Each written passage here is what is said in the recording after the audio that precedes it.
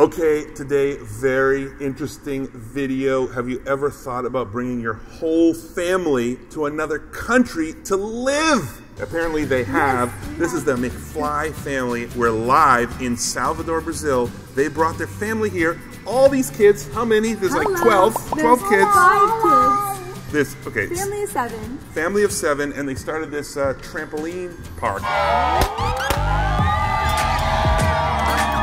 We're going to hear all about it today on Globally Curious.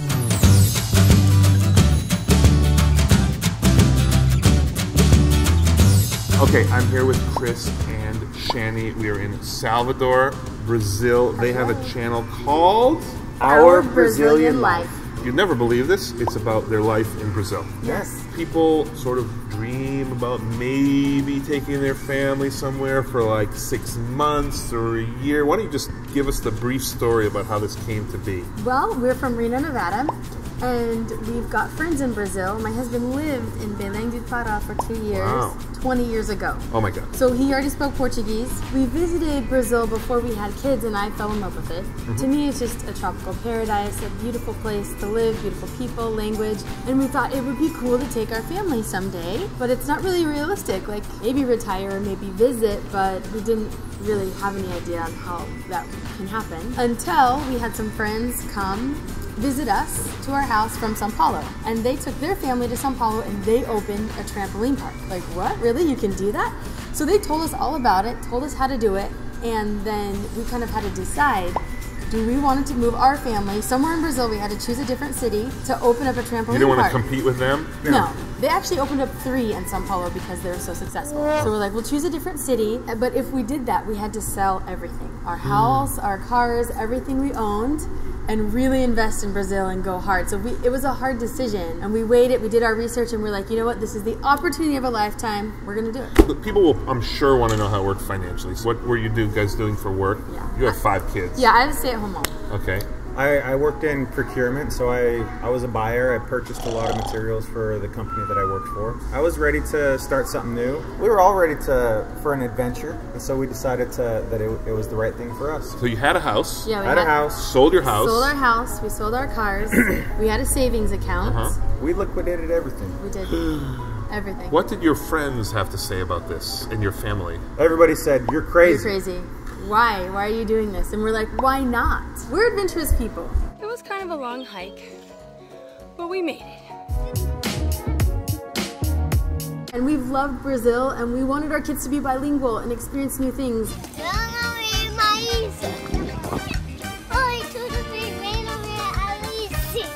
I want to learn a new language, and so did the kids.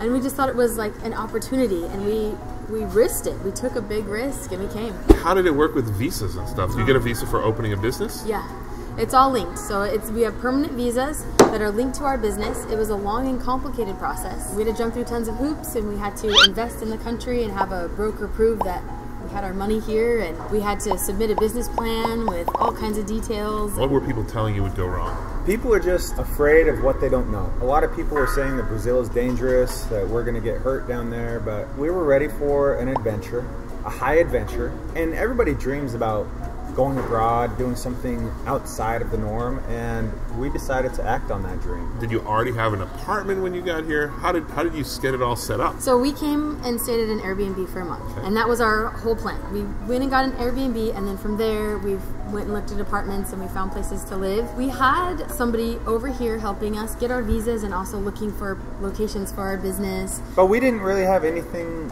set in place. We came here, we arrived, and we started to set up shop once we arrived. What did you tell the kids about? Like, how did you explain this to them? They were up for the adventure. Yeah, so I told them we were moving to Brazil.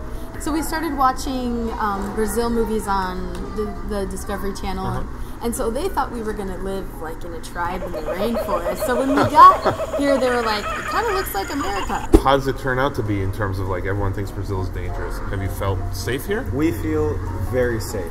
We actually feel safer in our apartment complex here in Salvador than we did in Reno. And we found that the Brazilians are really warm and welcoming and helpful. So we've got these great neighbors who have kids that my kids are playing with and going to school with. So when they started school, they already had friends. And then they're just really helpful and kind, and we have felt totally safe. We haven't had any bad experiences. And you can totally see all of this in all your videos. Yeah. What about school? Just started talking to people here, and we found schools close to our house. But before we put our kids in school, just full immersion, we got a personal tutor for the kids so that they could at least have some basis before they entered into school. What is their social life like? What is their life like? They're the celebrities in school. they're the Americans, and everybody wants to try and speak English to them. First of all, all of their friends live in our complex because the school's really close to our house. And then, yeah, everybody already kind of knew them. They already had some friendships, and so they're excited to share our YouTube channel at school. It sounds like everything is just perfect, but it can't completely be exactly perfect. What sort of weird cultural obstacles have you come across? I won't say come up against, but showing up for an appointment and nobody's there. Like, we set a date or an appointment for 3 o'clock. We show up and nobody shows up until 4 o'clock. Just kind of a different Brazil time. People show up when they want. It's much more relaxed, and I think America's much more rigid. Have you gotten used to that? Because let me tell you, I've been around Brazil for like 15 years and I haven't gotten used to it yet. I don't know if we've gotten used to it, but we expect it now. What about things like eating and food? Our motto is, you just gotta try. Just at least one bite. And so they're always willing to try new things. Are you guys hungry? And then, of course, the sweets, the brigadeiro, everything with all the sweetened condensed milk, they're happy to try. How about you guys and your social life and your friends and everything you left behind? You know, for me it's been hard because I'm just learning Portuguese. I only speak very little. So I don't have friends. I don't really have anyone, you know, to go have a girls' night out with or go get some acai with a girlfriend and have girl talk. I miss that.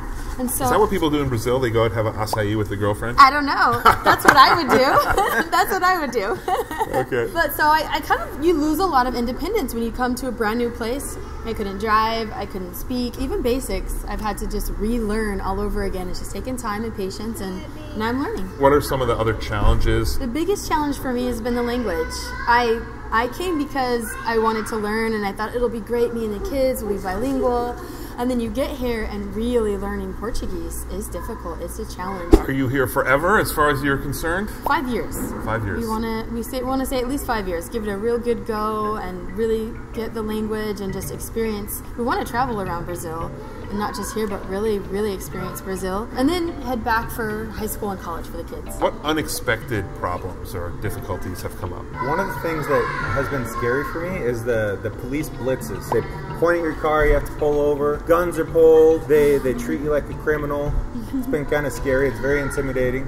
And as soon as they see you're a gringo, are like, what? What are you doing here? They don't know what to do with me. All right, so there's people out there who are like, I'm not doing that. This is just insane. I got too many friends. I got my business. I got my work. Whatever. What do you say to them? I say, do it. Do it. You will never regret taking the time to adventure, to go out and see the world, to take your babies, take your family, because they will be safe, they'll have a lot of fun, they'll enjoy it too. But the biggest thing is that it changes you as a person, and it lets you see the world and open your eyes and open your heart. It's something you won't ever regret. And you think it might be hard because we have all these commitments. I mean, we had our friends and family and businesses in the United States, which was hard. We had to sell our house. But you know what? This is the most beautiful thing we've done for our kids, for our family, and what's most important to us are the experiences in life and giving our kids the opportunity to grow and learn. And don't say you have 3 kids and it's going to be too hard, because they have 5. We have 5. Thank you guys so much for inviting me here. There's going to be another video with them on Amigo Gringo, my Portuguese channel, so get ready for that. I'm not sure if it's going to come out before or after this. And be sure you follow their channel. I'll put a link in the description. And you guys are also on Instagram? Yes, we're on Instagram. What's your Instagram? Our Brazilian Life. Our Brazilian Life. All right. Thank you very much for being with me. Thank you so much. Bye.